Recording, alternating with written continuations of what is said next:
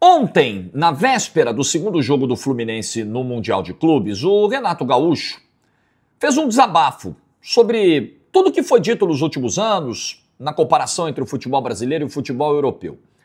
E a grande pergunta que essa competição está deixando, com os resultados obtidos pelos sul-americanos até agora diante dos europeus, é a seguinte: de fato, há uma diferença tão grande assim? Foi exagerada essa comparação? Superdimensionamos os europeus? Eu acho que é um bom tema que a gente tem que entrar e repercutir essa fala do Renato. Sem antes você dar o like aqui no vídeo, se inscrever em todos os canais da TNT Esportes. Muito conteúdo da Copa do Mundo de Clubes com a nossa equipe lá dos Estados Unidos, Rodrigo Fragoso, Monique Nanello, nosso time aqui no Brasil analisando jogos, prorrogação, né, as nossas lives pós-jogo, enfim, se inscrevem todos aí, beleza? E deixa sempre o sininho de notificações ativado. O Renato disse o seguinte, ó, abre aspas, as vitórias de Botafogo, Flamengo, mostram a força do futebol brasileiro. A gente tem que valorizar o que o Abel vem fazendo no Palmeiras, Felipe Luiz no Flamengo e o meu xará Renato no Botafogo. Fecha aspas. Um ponto aqui. O Renato algumas vezes entrou numa, ele e outros técnicos brasileiros, né, de minimizar a importância, não valorizar, né, o trabalho que os europeus têm feito quando chegam aqui no Brasil, os técnicos de fora. Que bom que não adotou esse discurso agora. Abre aspas, novamente. Se brasileiro vem para o Mundial e perde, falam, o futebol brasileiro não consegue medir forças com o europeu. Se ganha, falam, o futebol europeu está voltando das férias. Isso não existe no futebol. Fecha aspas. Vamos lá. De fato, quando os brasileiros chegavam para enfrentar os europeus no fim de temporada, nenhum europeu tinha pena do brasileiro. Ninguém tinha. O Botafogo, ano passado, saiu do Rio de Janeiro na noite do dia 9 de dezembro, chegou no Catar no final do dia 10 de dezembro, para dormir, treinar no dia 11 e jogar no dia 12 contra o Pachuca. Tomou um 3-0, ninguém teve pena. O Pachuca não chegou e falou, coitado do Botafogo, olha que logística complicada, que calendário irresponsável eles têm lá no Brasil, que peninha, vamos dar uma moral pro Botafogo, vamos deixar o Botafogo passar para a semifinal. Não quis nem saber. Plau. É ou não é? Em condições normais, com o prazo correto de treino, de descanso entre um jogo e outro, de viagem, chegando no Catar uma semana antes, 10 dias antes, era 3-0 pro Botafogo e não pro Pachuca. É ou não é? Então, o Porto agora, quando o Vilas Boas lá, o presidente diz, os caras estão cansados, estão em fim de temporada, é uma verdade. Por mais que a gente lembre que a quantidade de jogos que o Porto fez na temporada é parecida com a quantidade de jogos que o Palmeiras fez em um semestre aqui no Brasil, mas enfim, não é só desgaste de entrar em campo. É uma temporada inteira de cobrança, de pressão, de afastamento da família, então tem um desgaste mental, o cara só quer saber de férias nessa época.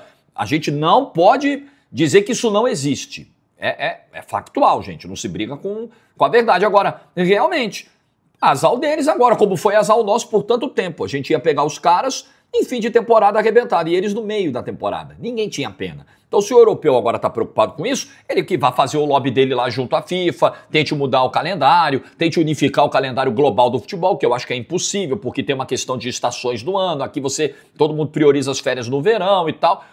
Vai lá agora. Pena não tem que ter, né? Não tem que ter. E se o clube europeu tem problema na abordagem também da competição, eles que resolvam esse problema deles. Porque, o Chelsea, o Porto, o Real Madrid está num clima de pré-temporada, como a imprensa espanhola andou dizendo, né? A cadena Ser, a Rádio de Madrid, na transmissão de Real Madrid e Al Hilal, eu estava ouvindo os caras, a pegada meio de pré-temporada. Jornais espanhóis, o AS, o Marca, tratando isso, né? Tratando nesses termos, até porque está chegando agora, o Xabi Alonso, foi o primeiro jogo e tal. Eles que mudem a abordagem, porque a gente vai babando para a competição. E se eles são atropelados, eles é que estão passando vergonha institucional. É a imagem da instituição. E não esqueçam que hoje nós temos um componente rede social aqui, que amplifica as coisas, né? Então, os portugueses, por exemplo, pegaram muita pilha das críticas ao Porto, ao Benfica, dos brasileiros provocando, dos palmeirenses zoando. Amassamos vocês, era para ganhar o jogo. Pegaram muita pilha. Você pega na imprensa de Portugal, vários artigos falando sobre isso, né? Pô, é porque eles são muito mais interessados nisso do que nós e não sei o quê. Você vê as tretas aí de brasileiro com português em rede social aí, pegaram uma pilha, então. Eu acho que para 2029, na próxima edição dessa Copa do Mundo de Clubes, vai ficar uma grande lição para eles.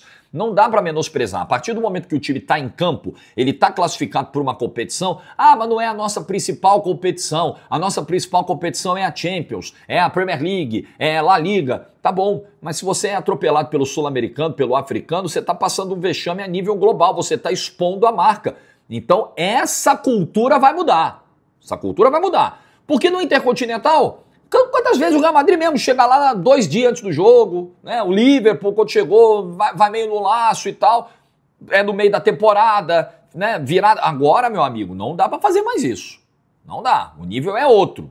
Você não vai pegar um sul-americano na final, você tem um monte de sul-americano pra cruzar no meio do caminho. Você não vai pegar, eventualmente, um africano, um asiático, tem vários aí que estão se estruturando, que estão melhorando. E aí é que eu acho que tá a chave do debate que a gente precisa ter nesse vídeo aqui. O que eu penso, tá, sobre a tal distância entre brasileiros e europeus? Para mim, essa distância existe. Essa distância, ela é maior quando a gente pega a galera do topo da Europa, da primeira prateleira da Europa. Vamos pegar topo com topo. Primeira prateleira da América do Sul, primeira prateleira da Europa. A distância é muito grande. Olha o que arrecadam o Real Madrid, Manchester City com um cofre sem fundo que tem, Paris Saint-Germain com um cofre sem fundo que tem, Bayern de Munique, Barcelona... A própria galera do Big Six da Premier League, não só o City. Olha quanto de dinheiro tem Liverpool, Arsenal, Chelsea, United. Essa galera, aqui, por exemplo, no caso do United, falta projeto esportivo há muito tempo. Mas, no geral, essa galera é muito poderosa. Essa galera é capaz de, por exemplo, numa janela de meio de temporada, que costuma ser uma janela de reposição, pagar 100 milhões num jogador titular que resolve, que é o Kvaratskhelia. Foi o caso do Paris Saint-Germain. A gente não tem condição de fazer isso, um movimento dessa monta. Então há essa distância. E para os demais, eu acho que existiu uma distância que talvez em algum momento tenha sido grande também, pela questão do investimento, pela questão do desenvolvimento tático, de uma série de coisas, de estrutura, né, e de própria cultura mesmo de futebol.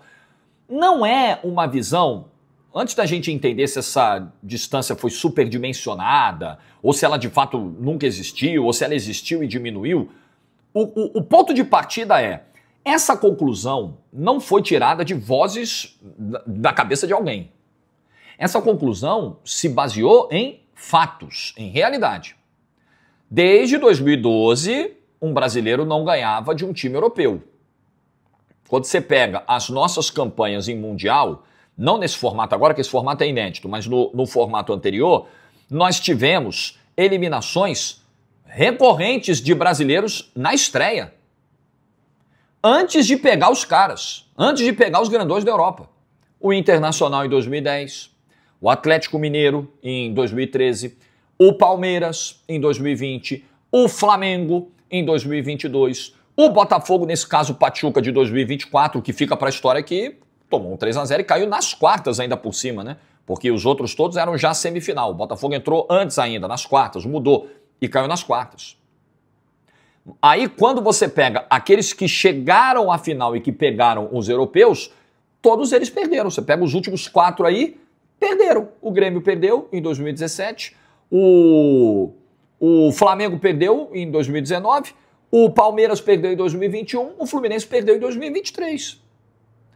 Mas, quando a gente amplia pro ambiente de seleções, o Brasil caiu nas últimas 2 Copas para seleções intermediárias da Europa. A Europa ganhou as Copas de 2006, 2010, 2014, 2018 e chegou a uma final que foi decidida nos pênaltis em 2022. Um dos maiores jogos da história do futebol. Tinha lá uma seleção europeia no meio. Então, não é que isso foi uma construção de uma narrativa que não tinha base na realidade. Gente, a Liga dos Campeões se tornou a principal competição de clubes do mundo. A obsessão de todos. A Liga dos Campeões quebrou barreiras, furou bolhas, virou modelo a ser seguido. Nós aqui, olhamos para a Champions e falamos, pô, a gente precisa copiar o que eles estão fazendo lá. Vamos trazer a final única, por exemplo. Tem final única aqui, com todas as dificuldades do continente, de distância, né, de estrutura das cidades, de renda da população, mas tá aí, ó, tá aí a final única. Botamos 60 mil brasileiros, 70 mil brasileiros em Buenos Aires agora em novembro. Negócio histórico, incrível. Um modelo Champions que a gente copiou. Então dizer que pega os jogos da Champions esse ano, jogos memoráveis nós tivemos na Liga dos Campeões nesse ano. Tivemos com um novo formato que pegou. Tivemos um Milan e Liverpool de cara na primeira rodada, uma grande atuação do Liverpool. Tivemos um 5-4 Benfica e Barcelona na primeira fase. Tivemos um PSG e Liverpool fantástico no mata-mata, com o PSG fazendo o Alisson ter uma das maiores atuações da vida dele. Tivemos uma semifinal histórica, lendária, entre Inter de Milão e Barcelona. Então dizer que, não, isso aí é tudo babação de ovo. Eu discordo. Eu olho para toda essa linha do tempo, para aquilo que eu vivi, para aquilo que nós observamos, para aquilo que os resultados nos mostraram e vejo que, caramba, faz sentido, existiu uma diferença e acho que ainda existe, principalmente entre a galera do topo. Mas o que talvez esse Mundial esteja nos mostrando é que essa diferença pode ter diminuído. E por mérito nosso, porque estão lá representando o Brasil nesse Mundial os clubes que mais têm investido nos últimos anos. A nossa nata tá lá. Nosso prime tá lá.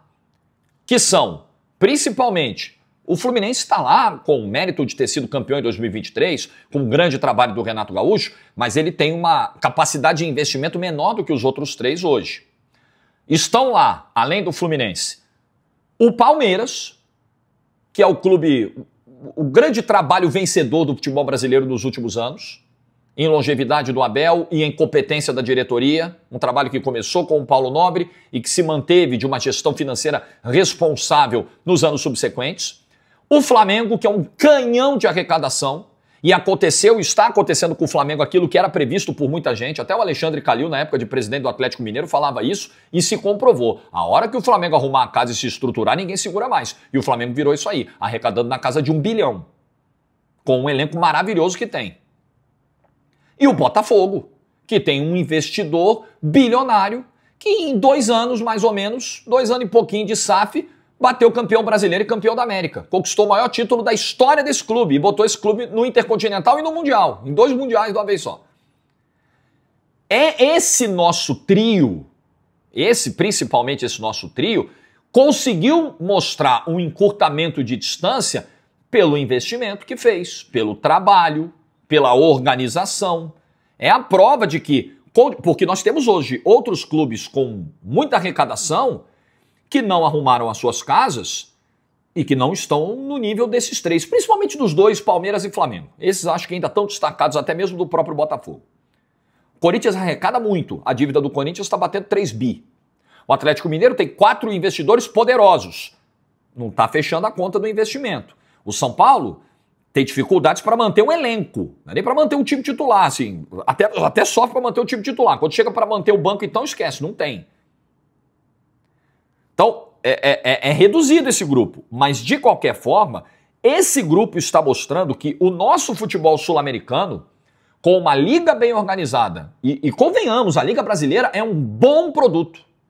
Estou tranquilo para dizer isso, que mesmo no auge de todas as críticas feitas ao futebol brasileiro, sempre reconheci isso. Temos uma boa liga, competitiva, bons estádios. Os estádios melhoraram muito depois do investimento para a Copa do Mundo de 2014. Torcidas que enchem e isso atrai audiência. Você liga a TV, vê a Fonte Nova lotada, você para ver o jogo. Vê o Castelão lotado, o Maracanã, a Neoquímica Arena, o Allianz Parque, o Morumbi, o Beira-Rio. Você fala, porra, nós temos tudo isso aqui. Temos uma questão cambial, pesa. Nossa moeda, realmente, na hora de brigar com o euro, 6-1. É difícil. Mas acho que está sendo mostrado que com organização, com investimento e principalmente com uma gestão responsável dos recursos, venham eles das próprias receitas, venham eles de investidores que encurtem o processo, mas enfim, a gestão dessa grana tem que ser com responsabilidade, é possível encurtar a distância. Então, a minha percepção inicial que esse Mundial está deixando é que essa distância ainda existe, mas ela encurtou. E a pergunta que eu quero encontrar, para a qual eu quero encontrar resposta até o fim do Mundial é o quanto essa distância encurtou. Eu ainda não tenho clareza disso. Para mim está ficando claro que encurtou. Eles estão ainda à frente, eles ainda estão no topo do mundo, eles ainda contratam jogadores mais caros, mas a gente não ficou tão para trás assim, pelo menos nesses últimos tempos. Sei lá, talvez tenha sido ponto de virada 19, 20, né? O crescimento da dupla Palmeiras e Flamengo, o Botafogo chegando com a SAF. Aí nós vamos ter o quadro mais bem desenhado nos próximos tempos. Mas o Mundial está gritando essa realidade pra gente. E não tem como a gente fugir dela. E não tem por que se negar a mudar convicções. A gente pode, a gente precisa estar antenado às mudanças que o mundo... O futebol é dinâmico, como o mundo. Está em constante movimento. E a gente precisa estar aberto à possibilidade de enxergar de outra forma aquilo que a gente tinha como verdade absoluta. Acho que essa distância está encurtando. Quero entender em que patamares. O que os sul-americanos estão fazendo no Mundial é muito digno. O Boca, que não chegou nem na Libertadores, nem na Sul-Americana, caiu no primeiro confronto da pré, não chegou nem nas finais do Campeonato Argentino, fez o Bayern de Munique suar para ganhar o jogo ontem. Isso quer dizer alguma coisa. Isso, sem dúvida, quer dizer alguma coisa. Se eles estão em fim de temporada, é uma questão que eles têm que resolver. Se eles estão desmotivados para o Mundial, se eles não têm a mesma obsessão que nós, é um problema deles. Os sul-americanos estão tratando o Mundial como deve ser tratado. Acho que vai ficar também mais claro o erro que os europeus sempre cometeram ao tratar a competição com desdém. É um torneio mundial. Então, tá na hora de achar que parar de achar que o mundo é só a Europa. Ah, não, vamos pegar esses sul-americanos aí. Não é moleza não, meu amigo. E vai perder, e vai ser sacaneado, vai ser zoado, vai ter que segurar a bronca na rede social e vai ver a marca do clube sendo exposta. Então, ou vocês mudam a abordagem, ou a gente vai atropelar. Também é um recado que está ficando. O que você pensa disso tudo? Você já tirou uma conclusão definitiva? Eu ainda não, mas estou percebendo um movimento de mudança aí, nessa correlação de forças. Deixa a tua opinião nos comentários. Dá um like no vídeo aí se você ficou até o final. Juízo e tchau.